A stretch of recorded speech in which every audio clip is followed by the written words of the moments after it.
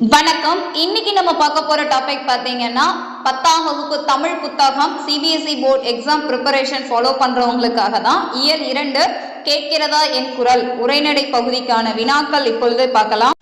4 திசைகளிலும் நான்கு திசைகளிலும் காற்றிற்கு வழங்கப்படும் வேறு பெயர்கள் என்ன அப்படின்னு நமக்கு ஒரு கொஸ்டின் கேட்டாங்கன்னா நம்ம எழுத வேண்டியது இங்க இருந்து எழுதுற மாதிரி இருக்கும். நான் வீசுகின்ற திசையை கொண்டும் தமிழர்கள் எனக்கு பெயர் சூட்டியுள்ளனர். காற்று எந்தெந்த திசையில வீசுகிறதோ அதை பொறுத்து அதுக்கான பெயர்கள் என்னென்ன அப்படிங்கிறது நம்ம பார்க்கணும். ஸோ மொத்தம் 4 திசைகள்ங்கிறப்ப கிழக்கு, மேற்கு, வடக்கு, தெற்கு இந்த பேராகிராஃப் எழுத மாதிரி இருக்கும். ஸோ 1 2 2 3 4 பேராகிராஃப் சேர்த்து எழுதுற மாதிரி இருக்கும். இதை எப்படி நம்ம நோட்ஸா ரெடி பண்றதுங்கிறது தான் இன்னைக்கு பார்க்க போறோம். 4 திசைகளிலும் வீசும் காற்றிற்கு வழங்கப்பெறும் வேறு பெயர்கள் யாவை? இந்த கொஸ்டின் கேட்கிறாங்கன்னா நம்ம இதுக்கு எப்படி ஆன்சர் எழுதுறதுன்னு பார்க்கலாம். காற்று வீசுகின்ற திசையை கொண்டு தமிழர்கள் பெயர் சூட்டியுள்ளனர். நம்ம தமிழர்கள் எந்தெந்த திசையில இருந்து எப்படி எல்லாம் காத்து வீசுதோ அதை பொறுத்து அதுக்கு பெயர் கொடுத்திருக்காங்க. கிழக்கு, மேற்கு, வடக்கு, தெற்கு 4 திசைகளுக்கும் ஸ்பெசிபிக்கா கொடுத்திருப்பாங்க. கிழக்குனா குணக்கு அப்படின்னு சொல்லுவாங்க பேச்சு வழக்குல. கொண்டல் காற்றுன்னு பெயர் கொடுத்திருக்காங்க. கிழக்கு என்பதற்கு குணக்கு என்னும் பெயர் உண்டு. கிழக்கிலிருந்து வீசும் காற்று கொண்டல் காற்று என அழைக்கப்படுகிறது.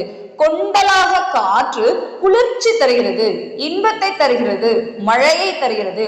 கடல் பகுதிக்கு மேலுள்ள மழை மேகங்களை சுமந்து வருவதால் மழை காற்று என அழைக்கப்படுகிறது. ஸோ மொத்தம் 4 பேர் சொல்றாங்க பாருங்க. கிழக்குனா குணக்குங்கிற பேரு இருக்கு. கிழக்கிலிருந்து வீசுவதால் கொண்டல் காற்றுன்னு அழைக்கப்படுகிறாங்க. இது மழை தருகிறது, குளிர்ச்சி தருகிறது, ஒரு இன்பமான காற்று. கடல் பகுதிக்கு மேலுள்ள மழை மேகங்கள் வருவதால் மழை காற்று என அழைக்கப்படுகிறது. கிழக்குக்கு இது எழுதுனா போதும். மேற்குனா குடக்குன்னு சொல்லுவாங்க, குடகு மலை அந்த இதுல சொல்லலாம். கோடை காற்று மேற்கு என்பதற்கு குடக்கு என்ற பெயரும் உண்டு. மேற்கிலிருந்து வீசும் போது இதற்கு கோடை என அழைக்கப்படுகிறது. மேற்கிலிருந்து அதிக வலிமையோடு வீசும் காற்று வறண்ட நிலப்பகுதியில் இருந்து வீசுவதால் வெப்ப காற்றாக மாறுகிறது.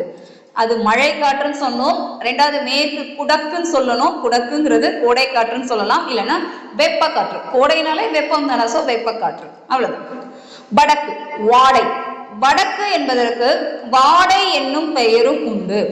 வடக்கிலிருந்து வீசும் போது காற்றிற்கு வாடை காற்று என்று பெயர். இது எல்லாம் இப்பயும் நம்ம கிராமத்துல இப்படிதான் சொல்லுவாங்க, வாடை காற்று வீசுது அப்படின்னு சொல்ற மாதிரிதான் இருக்கும். காற்று பனிப்பகுதியிலிருந்து வீசுவதால், வடக்கிலிருந்து நம்மளுடைய மேப் வடக்குனா மேலதானே எடுப்போம். சோ வடக்கிலிருந்து வீசுவதால் மிகவும் குளிர்ச்சியான ஊதை காற்று எனவும் அழைக்கப்படுகிறது.